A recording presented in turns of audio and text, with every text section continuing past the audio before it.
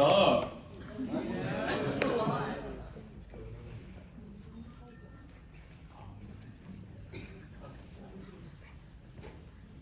I want you to think about the image that comes into your mind when I say OCD. Is it this hyperfixation on cleaning? Maybe it's obsessing over neatness and order. Maybe it's the stereotypical image of checking the soap over and over again. To that I say yes. Maybe this is true in some level, but the way I experience OCD and many other people experience OCD is very different from this. But before I explain my OCD, I have to explain my playlists.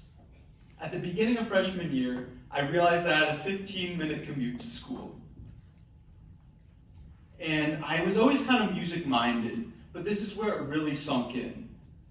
I decided to make a playlist of 10 songs, and I would just have songs I was listening to at the moment.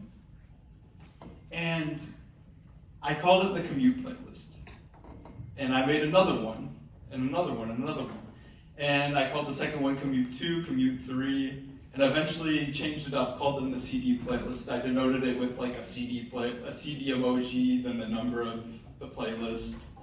But the point is that I enjoyed listening to these playlists. I had about 3 or 4 by the end of the second week of freshman year. And I also made the naive proclamation that I'd listen to the song Rain Girl by Yeji every day on the walk back from school. This was terribly short-lived, by the way, but what wasn't short-lived was my OCD, which I did not realize I had at the time. And this one small way it existed at the time was that I would pick a song that had a positive association in my mind. And then if it didn't, I'd catastrophize. And if it did, my mind was at ease. But this no longer exists in my current way of OCD thinking. It exists in 3 main ways today. The first of them, and the holy grail of them, being toggles, characterized by a good side and a bad side. We could take a random object that's so neutral in many people's minds. Let's say like a salt shaker or something. So we have this salt shaker, and we start on the good side. My mind's at ease. I touch the salt shaker once. We're on the bad side. I touch it again. I'm back on the good side. I resolved it. My mind's at ease. And then this kind of manifests in my playlist as well, in my music as well. If we look at the artists, and we look at the artists from the beginning of freshman year and then COVID, where I kind of push out and branch out to new music, we can see a stark difference in the artist's popularity. This OCD pushes me to find new artists essentially. But the other 2 main ways that my OCD exists are thresholds and rapping thresholds. So many of you are familiar with the arch, and if you cross through it, you're not going to graduate or whatever. But the threshold is kind of like that, where we can say we have a tunnel or something. We start on the good side, we go through, we're on the bad side, have to go back through to get back on the good side to resolve it. Then we also have wrapping thresholds. We can imagine a rubber band is on my body, and I wrap around a kitchen island, and each revolution makes it more OCD. Now, one big threshold in my life was COVID. During COVID, it left me with a lot of time to think and make playlists. And it was very unusual that I would go through one CD playlist in the course of one day. That was just so unusual. In one particular COVID day, I made 2 whole CD playlists. This was bizarre to me. And this really gave me the chance and the time to create so many new playlists. I made a playlist with artists and songs only under 1,000 streams. I found artists that I really loved. And like I said before, it kept pushing me outwards. The artists that everyone knows and loved were so OCD to me that it pushed me to find more and just develop a greater music taste. This part of my OCD I'm kind of grateful for, oddly enough. But it came at a cost. It came at a cost because after all, it is OCD. And I remember there was this one point in my life where OCD got in the way of my daily habits, where I would have to, whenever I put on an article of clothing, I'd have to take it on and put it off again. So you can imagine it took a lot longer to get ready in the morning. So this just kept getting in the way of my life. And I realized in COVID, it was so magnified that I was like, this can't just be some offhanded little superstition. This was OCD. And as the world emerged out of COVID at the beginning of my junior year, I kind of tried to battle my OCD in a way. And I did this kind of treatment technique called flooding, where one does all the things that elicit an OCD response. This is usually ill-advised by therapists.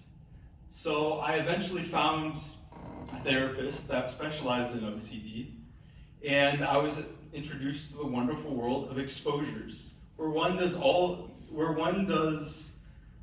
little things that elicit an OCD response. I made a calendar and a schedule, and each day I would do a different OCD thing, each toggle, and there are easier ones too.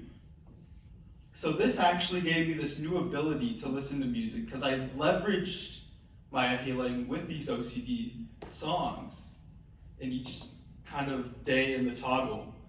And I gained this new ability, which many people don't see as an ability to listen to any song they want. But for me, it was. And with this new ability, I decided to challenge myself. I had done a lot of photography in my junior and senior year. And my teacher came up to me and he was like, oh yeah, we selected one of your photos to be in like a competitive position at some regional exhibition. I was like, whoa. And then he was like, oh yeah, it has the possibility to like make it to the state level. And I was like, whoa, really? And he's like, yeah. So I was like really overjoyed when he told me it made it to the state level. And I actually didn't have my main takeaway until my senior year. Even though this happened in my junior year, I thought about the care of the selection of techniques that I put into these photos. And I wondered, like, why don't we do this for playlists we make? So I did hours of research, and through different news articles and radio stations, I went through these different tips, and I made these tips to create the perfect playlist. I wanted something more concrete, so I consolidated them into 12 easy steps. The first step being to find a starting point. Some sort of thread, genre, vibe, artist, something to follow along to keep you focused. Step 2 is that you want to select like 15 to 20 songs to match this thread. Step 3 is kind of like weed out different ones that don't quite fit in there. Step 4 is that you want to find similar playlist keywords. Your playlist shouldn't live in a bubble. You should like mingle with others. So you want to find maybe 5 songs from other playlists. Then step 5 is to like ask a friend, like, hey, here's my playlist. Any songs I should add? Maybe find 1 or 2. Step 6 is important for step 8, but you should make sure your playlist has an equal amount of fast songs and slow songs. Step 7 is to kind of follow like an airplane structure, like taking off, cruising, then landing.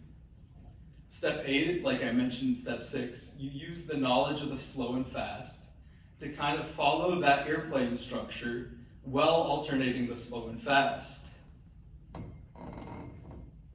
And then we have step 9, where we just add more to that structure.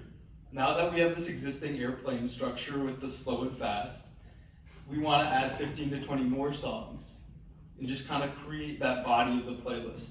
Then step 10, it might seem redundant, but take out what doesn't work. Like, it just kind of seems redundant of the other steps, but trust me, it helps fine-tune the playlist. Combing and reflecting is an important part of this. Step 11 is that you want to make sure your playlist overall works. Like, ask yourself, does my playlist work? And be very honest. And if it doesn't, like, take away things, add things, just make sure it works. Step 12 is that you're done. Unless you wish to update your playlist, which you can to make it relevant, but if you wish to be done, you can be done. Now these steps, I was like, okay, should I add these kind of techniques to my CD playlists? And I was like, no, they shouldn't, because the CD playlists are just songs I enjoy listening to. And I was like, okay, well, we'll just apply these to the most selective playlists I make. So to kind of summarize these steps, it's not necessarily to say that you should follow each step one by one every single time meticulously, but sometimes, yes, maybe following each step one by one will yield a great playlist. Now, I didn't have any external goals with the creation of these 12 steps, other than to make a good playlist. But I actually leveraged them in a useful way. At the end of senior year, I went on the freelancing site called Upwork, and I responded to a job offer for a role of playlist creation for an up-and-coming streaming service called Vybin, V-Y-B-N. And I gave him an explanation of my 12 steps, my 300 playlists. They're like, you sound perfect for the job. And it was something I really enjoyed over the summer.